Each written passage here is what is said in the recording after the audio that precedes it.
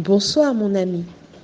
Pierrot et moi, Claudine, espérons que tu as pu expérimenter l'amour et la protection de Dieu dans ta journée. Nous te retrouvons avec joie pour poursuivre notre recherche de Dieu au travers de sa parole. Invoquons-le ensemble. Père éternel, toi qui habites une lumière inaccessible, mais qui te tiens auprès de celui qui vient devant toi avec le cœur contrit, brisé et humilié. Seigneur, recolle les morceaux de nos âmes en détresse ce soir, au contact de ta parole, et réjouis-nous par elle. Apporte-nous la vie, la santé pour nos os, la force pour nos muscles. Au nom de Jésus. Amen. Le texte de ce soir se trouve dans 2 Rois 6, les versets 13 à 16. Et le roi dit, « Allez, et voyez où il est, et je le ferai prendre. » On vint lui dire, « Voici, il est à Dothan. » Il y envoya des chevaux, des chars et une forte troupe qui arrivèrent de nuit et qui enveloppèrent la ville.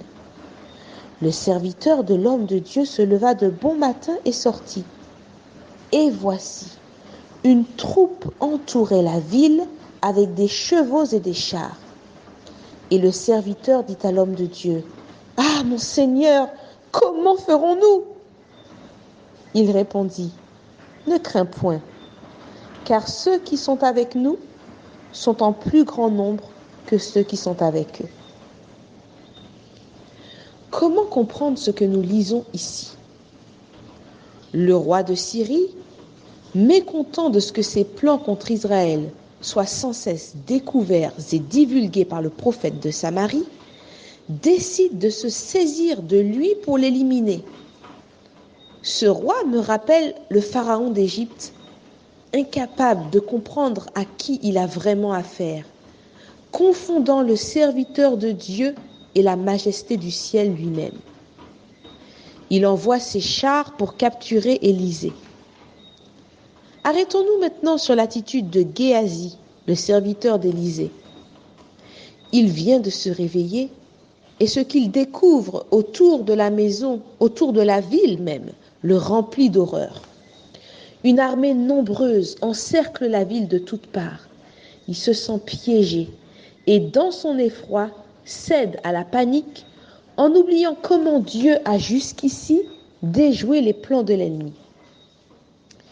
Qu'il s'agisse de l'attitude du roi de Syrie ou de celle de Géasi, nous constatons ici quelles sont les attitudes et les sentiments qui agitent ceux qui regardent uniquement aux choses visibles, matérielles et humaines. Élisée, lui, porte un autre regard sur la situation. Ses yeux ne sont pas dirigés au même endroit. Élisée est en paix, malgré le fait qu'il soit totalement cerné, sans perspective d'échapper à l'ennemi. Il voit l'invisible et sait que ceux qui le défendent sont de loin plus nombreux et plus puissants que ceux qui le combattent. L'attitude d'Élisée questionne notre positionnement face aux dangers, aux épreuves et aux défis de la vie. Il interroge également notre attitude face à l'ennemi de nos âmes qui nous assaille si souvent de ces tentations, de ces épreuves, de ces doutes, de ces pièges. Dieu t'invite à te reposer sur lui, à te rappeler comment il t'a conduit par le passé, à t'arrêter sur sa merveilleuse personne et à avoir foi en sa parole. Quand il te dit « Ne crains rien car je suis avec toi », ne promène pas des regards inquiets car je suis ton Dieu. Je te fortifie, je viens à ton secours, je te soutiens de ma droite triomphante. Le chant qu'Ismaël et moi t'interpréterons ce soir s'intitule « Oui, je veux te bénir ». Ce chant te rappelle la grâce de Dieu qui te sauve de tes péchés. Voici un bref échantillon des paroles destinées à ton cœur. Oui, je veux te bénir et chanter ta clémence. Hélas, Seigneur, je t'avais irrité. mais tu m'as d'un regard rendu ta bienveillance, en me lavant de mon iniquité, en me lavant de mon iniquité.